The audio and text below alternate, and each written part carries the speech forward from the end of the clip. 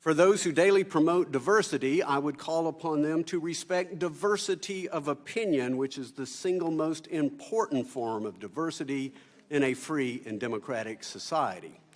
I also lament, as I look back, that there was a time in America's history where you could be denied service in a restaurant based on the color of your skin. Now, apparently, it's the color of your voter registration card. To all my colleagues, particularly those who disagree with my political views, I don't own a restaurant. But if I owned a restaurant in Dallas, I want you to know you would be welcome there, and I'd be proud to be seen with you. If you come to Dallas, I'd be glad to take you to one. You can pick it, Tex-Mex or barbecue, take your pick. And as we eat, please know I would not yield you the moral high ground. I would not lessen my passion for individual liberty and economic opportunity, but I would listen carefully to your views and I would seek common ground with you. And should my supporters be in that restaurant, the only thing I would call on them to do would be to show you respect and to surround you with Texas-friendly hospitality. I yield back the balance of my time. I now recognize the gentlelady from California, Ms. Waters, the ranking member, for 3 minutes. Thank you very much, Mr. Chairman. Mr. Chairman, since Secretary Carson was last before this committee, he has taken actions and issued proposals that are deeply problematic and harmful for vulnerable families and hardworking Americans.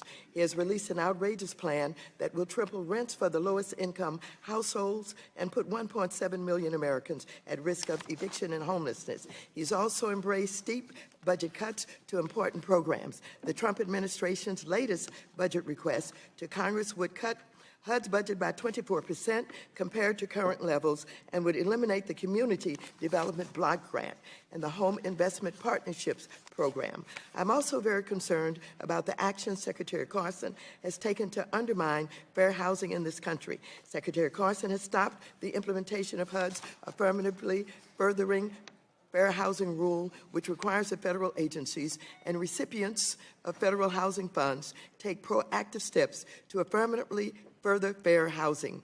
According to news reports, he has brought a halt to fair housing investigations and enforcement actions. He's even proposed taking the phrase inclusive and sustainable communities free from discrimination out of HUD's mission statement.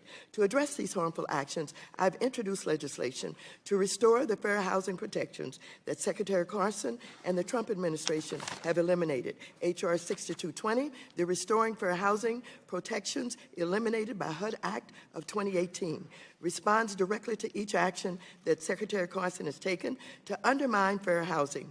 Congress should not stand by while the agency charged with ensuring fair housing turns its back on its mission and takes actions that roll back critical protections that ensure that all Americans have fair access to housing. So I thank the Secretary for coming today, and I look forward to hearing his testimony on these important issues.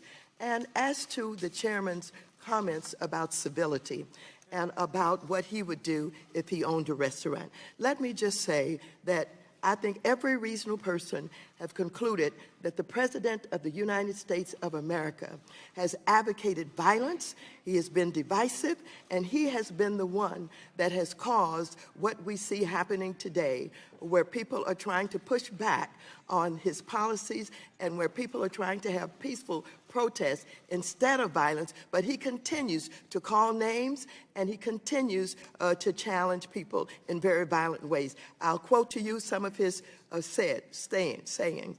In his campaign, I quote, he said, "I'd like to knock the crap out of them."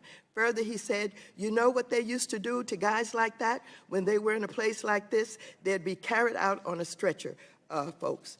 And in addition to that, he also talked about the fact that if someone was hurt or while they were being assaulted, as he was encouraging them to do, he said this: "So if you see somebody getting ready to throw a tomato, knock the crap out of them.